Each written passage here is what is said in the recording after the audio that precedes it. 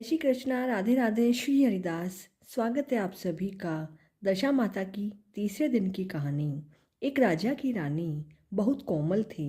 वह फूलों की सेज पर सोया करती थी। एक दिन सेज में एक कच्ची कली बिछ गई, जिसने रानी को नींद नहीं आई। तो राजा ने पूछा, प्रिय, आज तुम्हें नींद क्यों नहीं आ रही है?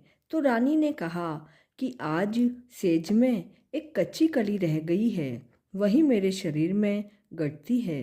तभी उसी समय दीपक हंसा। राजा ने दीपक से प्रार्थना की, हे दीपक देव, आप क्यों हंसे? तब उस ज्योति स्वरूप ने उत्तर दिया कि अभी तो रानी कच्ची कली के कारण ठसक रही है। कल सवेरा होते ही जब सिर पर बोझा ढोएगी तब भला क्या होगा? तो राजा ने पूछा कि क्या मेरे देखते और मेरे जीते जी भला ऐसा हो सकता है? तब दीपक ने उत्तर दिया, हाँ। उसकी ऐसी भविष्यवाणी को सुनकर राजा ने अपने मन में कहा कि देववाणी कभी असत्य नहीं हो सकती है। रानी को अवश्य बोझा ढोना पड़ेगा, परंतु यह हो सकता है कि यदि मैं इसको जीते जी समुद्र में बहा दूं तो यह बोझा ढोने से बच जाएगी, क्योंकि जब समुद्र में वह डूब जाएगी तब भला बोझा कौन ढोएगा? राजा ने उसी समय रानी से कहा, चलो हम तुम्हें तुम्हारे पीहर भेज आए। रानी तैयार हो गई। तब राजा ने उसे संदूक में बिठाकर नदी में बहा दिया। वह नदी समुद्र में ऐसी जगह जाकर मिलती जहाँ पर उस राजा के बहनोई का राज्य था। समुद्र से मोती की सीपें निकालने का राजा का ठेका था। रानी का संदूक बहता हुआ जब वहां पहुंचा तब राजा ने मल्लाहों को हुक्म देकर संदूक को पानी से बाहर निकलवाकर उसे महल में भेजकर अपने सोने के कमरे में रखने का हुक्म दिया। राजा ने शयनागार में संदूक पहुंचते ही रानी ने सुना कि राजा ने उसे समुद्र में पाया है। तब वह फौरन उसे देखने के लिए गई। उस समय पहरेदार वहां से हट गया। रानी ने कौतुकवश संदूक खोला। उसने देखा कि उसके भीतर एक सर्वांग सुंदरी 16 श्रृंगार किए बैठी है। रानी ने अपने मन में सोचा कि अगर राजा इसको इस दशा में देखेगा तो इसी का हो जाएगा और मुझे त्याग देगा। इसलिए इस स्त्री का हुलिया बिगाड़ कर इसे वापस संदूक में बंद कर देना चाहिए। इसी अनुसार उसने रानी के जेवर कपड़े सब उतरवाकर तथा मैले कुचले फटे पुराने कपड़े पहना दिए और संदूक को वापस बंद कर दिया। राजा जब महल में आया तब उसने रानी को पूछा कि क्यों रानी, तुमने देखा इसमें क्या है? तो रानी ने जवाब दिया कि नहीं, मैंने कुछ नहीं देखा। राजा ने रानी के सामने संदूक खुलवाया तो उसमें फटे पुराने कपड़े पहने एक भिखारी सी दिखने वाली औरत नजर आई। तो रानी ने कहा कि यह तो कोई निर्वासित भिखारनी दिखाई दे रही है। इसको कारखाने में भिजवा दिया जाए, वहाँ पर लकड़ी ढोती रहेगी और खाना पाती रहेगी। तो राजा ने रानी के कहे अनुसार उसे कारखाने में भेज दिया। एक दिन रानी की सहेलियां नदी में स्नान करके दशा रानी के डोरे ले रही थी। उनके पास एक डोरा अधिक था। वे इसी विचार में थी कि यह किसे दिया जाए। देवयोग से उसी समय वह लकड़ी वाली रानी वहां जा पहुंची। उन्होंने उससे कहा कि बहन, यदि तुम कोई नीच वर्ण नहीं हो तो हमारा डोरा ले लो। रानी ने कहा कि मुझे डोरा लेने से इनकार नहीं है, लेकिन मुझे तो खाने भर को मिलता नहीं है। इसकी पूजा भला मैं कैसे करूंगी? तब वे बोली कि तुम इसकी चिंता मत करो, हम रोज इस जगह स्नान करने आया करेंगे। 9 दिन तक कथा कहेंगे।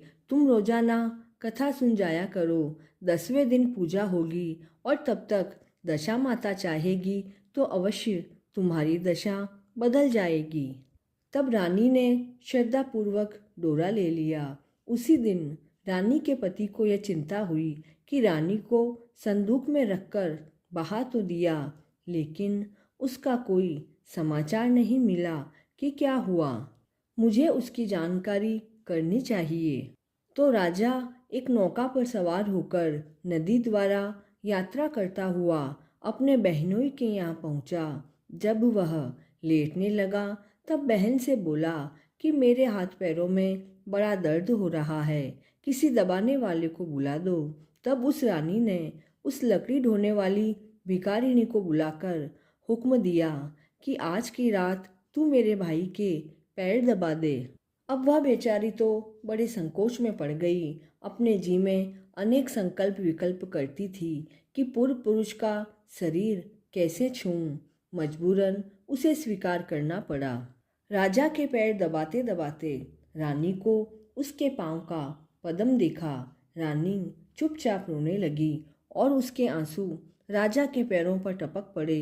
तब उसने पूछा कि क्यों री दासी, तू रो क्यों रही है? तू अपना भेद मुझे बता, मेरे कारण तुझे किसी प्रकार की हानि नहीं होगी। तब वह बोली कि जैसा पदम आपके पैर में है वैसा ही मेरे पति के पैर में था। पहले दिनों की याद करने से मुझे रोना आ गया है। तब राजा बोला कि समझ गया मैं, अब तुम मेरे पैर मत दबाओ, आराम से सो जाओ।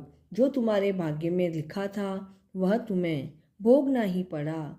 मैंने उसे टालने के लिए जो उपाय रचा था उसका तो विपरीत हुआ और तुम्हें बाहर ढोना था वह ढोना ही पड़ा।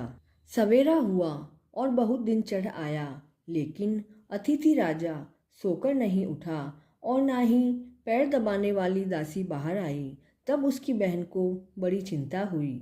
थोड़ी देर बाद दासी बाहर निकल आई और कारखाने में काम करने चली गई।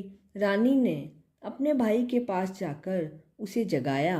तब वह बोला कि मेरे माथे में अभी पीड़ा है, मैं अभी नहीं उठूंगा। इस समय मेरा जी बड़ा व्याकुल हो रहा है, मुझे अधिक मत सताओ।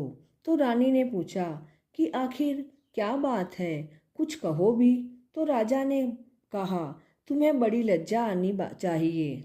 मैंने तुम्हारी भाभी को जानबूझकर तुम्हारे पास इसलिए भेजा था कि यहाँ इसे आराम से रखा जाएगा, परंतु तुम उससे मजदूरों के साथ लकड़ी ढुलवाती हो। क्या इसलिए उसे तुम्हारे पास भेजा था? तब बहन बहुत लाचार होकर बोली कि भैया, यह तो एक संदूक में बंद हुई आई थी, नदी में बह रही थी। हमें क्या पता था कि यह मेरी भाभी ही है। उसने फौरन ही अपनी दासी को कहा कि उस लकड़ी वाली को चुपचाप मेरे पास बुलाकर लाओ। जब लकड़ी वाली आई तो उसने भाभी से माफ़ी मांगी। थोड़े दिन बहन के पास रहने के पश्चात वह राजा अपनी रानी के साथ राजधानी लौट आया।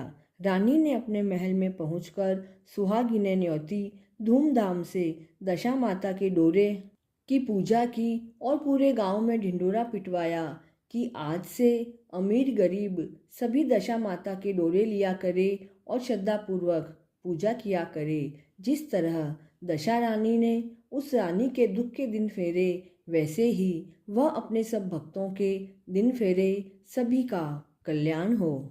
दशा माता हम सभी पर अपना आशीर्वाद बनाए रखे। इसी मंगल कामना के साथ जय श्री कृष्णा।